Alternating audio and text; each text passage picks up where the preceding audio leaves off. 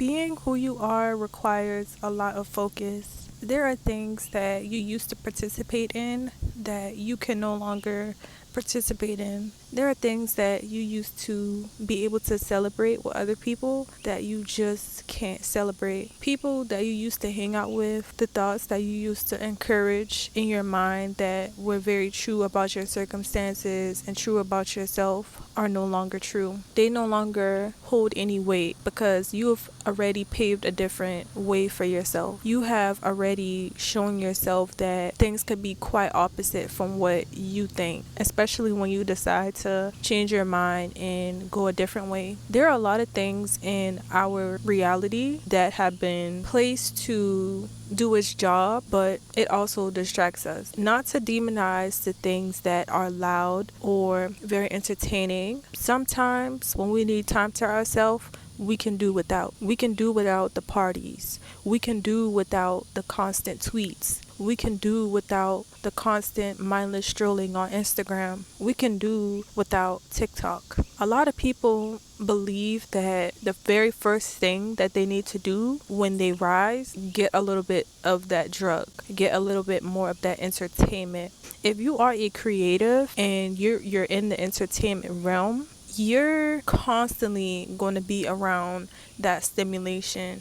And when you're an empath or whoever you are, or whatever you consider yourself to be, you are going to need to learn how to separate yourself from the noise. You're going to need to learn how to have those moments to yourself to really self-evaluate and discover what it is that your intuition is telling you, and to discover whatever it is that you need for yourself. And you can't really do that if you're constantly surrounded by things that are just a distraction. You may need a change in business. You may need a change in outlook of how you've been thinking about your current situation. You can't receive that download. You can't receive that knowledge if you don't take that time for yourself. It's so easy to tell yourself what used to be or what was. It's very hard to focus on what is. What are you grateful for now? What are you bringing into your reality now that is going to really grow on the things that weren't and are going to really break down the foundation of, the things that you weren't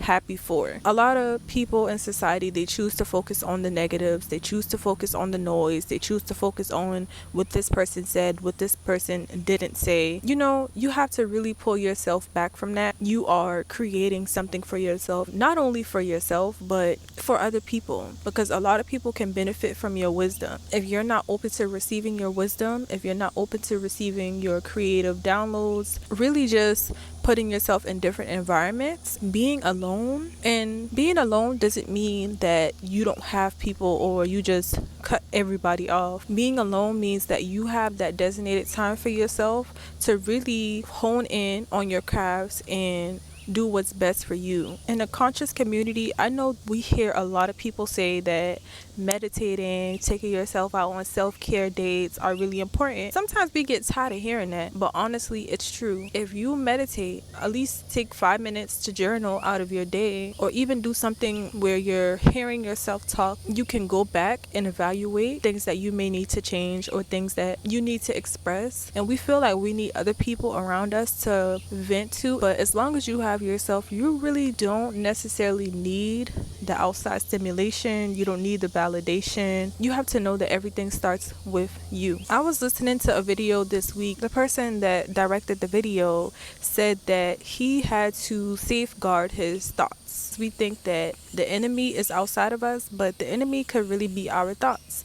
The enemy can really be the things that we hold on to that we haven't taken the time to cleanse and release and let go of. Especially when it comes to that mental fog. There's a lot of mental fog that we may face, especially when we go to work and we come back from work. You're having to not take all of that baggage to sleep with you. Yo, there's this bird in this tree that was going so crazy, and I'm like, if I internalize this, that's gonna make me stop recording. If I'm driving and this person will road rage, just trying to run me over, that's gonna make me react in a way that's like not safe for me and safe for another person. It's a lot of stimulation that happens with us on a daily basis. And I feel like that's a test to our character, that's a test to our faith, that's a test to what we say about ourselves and what we affirm about ourselves. That is a test to all of that. Are you really disciplined? Are you really committed to bettering yourself? Are you really showing compassion for your fellow human? Are you really who you say you are? Are you really that? You may be feeling like a lot of tests may be thrown your way, a lot of obstacles may be coming up against you,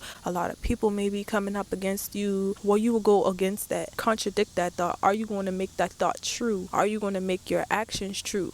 What are you going to choose to do? That's very important. Without the test, I don't feel like life would be the same. I don't feel like our experiences would be the same. I don't feel like any of this would be the same. Life is going to bring us many tests. A lot of people, they be failing those tests, and after they fail the test, it's like, I give up. I'm going to go on to the next thing. This is not worth it.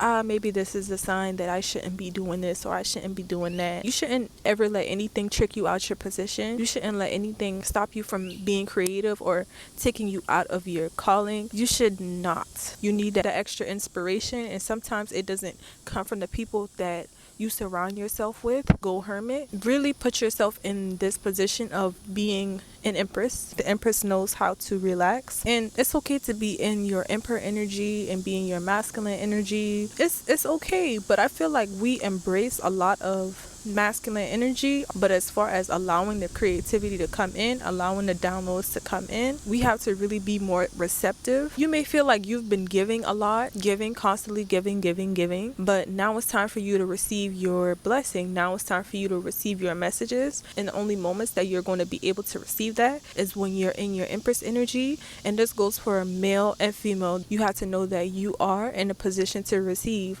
because a lot of y'all give so much of yourselves to jobs, y'all give so much of yourself to y'all significant others, whatever religion it is that you study. You give so much of you to spirituality that you have to consider yourself. Really ask yourself, what are the things that I'm doing for myself that puts me in a state of receiving? What are the things that you do to put yourself in your feminine energy, to put you in a state of receiving and not constantly giving and depleting yourself to the point where you're upset and you're basically out of balance? If this video helped anyone, just make sure that you like the video.